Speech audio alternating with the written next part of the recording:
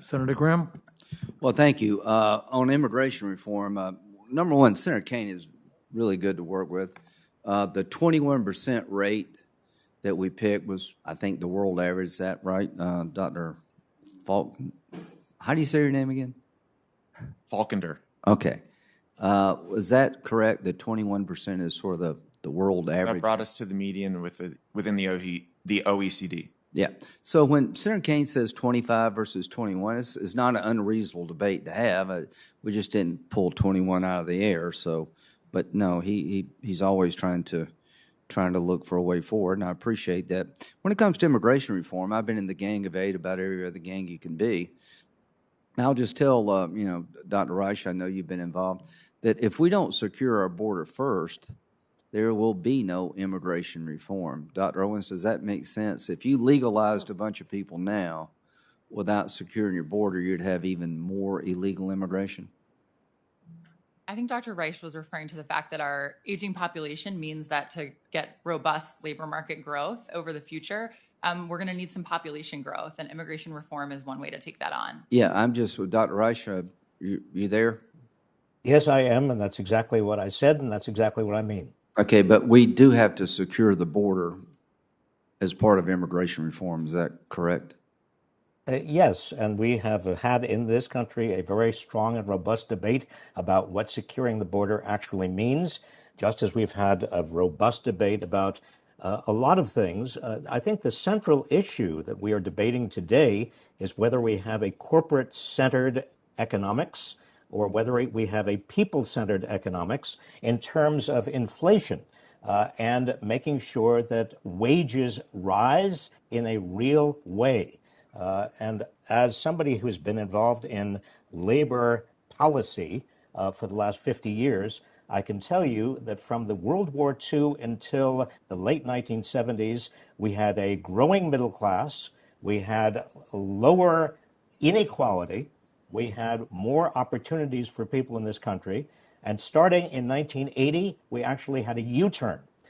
And most Americans have not had much of a wage, if at all, but corporate profits continue to grow to the point where last week we learned that corporate profits are at a 70-year high.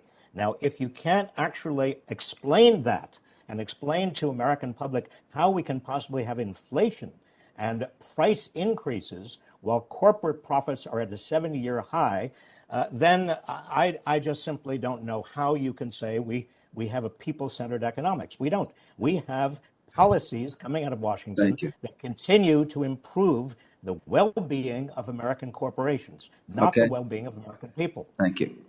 So I totally disagree with what you just said. Before COVID, we had the fastest growing economy in all sectors of America. African American, Hispanic families were doing better than ever done. The American disability community was doing better than it's ever done. The poverty rate was lower, and our economy was in good shape, and along comes COVID.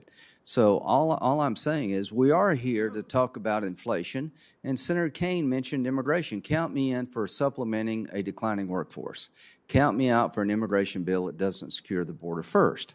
So yes, we need a rational immigration system to supplement a declining workforce. It's not just H-1B visa workers. We need people in the service industry. When you can't find an American to do a job after you advertise at a competitive wage rate, you need to give business a chance to bring people into our country to improve their lives and improve our economy. Count me in for that. But we're here to talk about how to deal with inflation. And the Democratic response is to tax people. The Democratic response is it's business's fault. It's Putin's fault. No, it's the policy choices you have made as Democrats is the leading contributor. It is a bit complicated. I am sure there are other things other than the policy choices. But it's no accident there's been a surge in inflation after you pass a $1.9 trillion bill to flood the federal government was spending, put money throughout the economy in every area you can think of. It's no accident that gas prices are through the roof. When the man campaigning for president said he would put the fossil fuel business out of business, they virtually have. So this whole hearing is about what to do. And if you left it up to my Democratic friends, they would spend more money through Build Back Better. Thank God Manchin and a few others said no.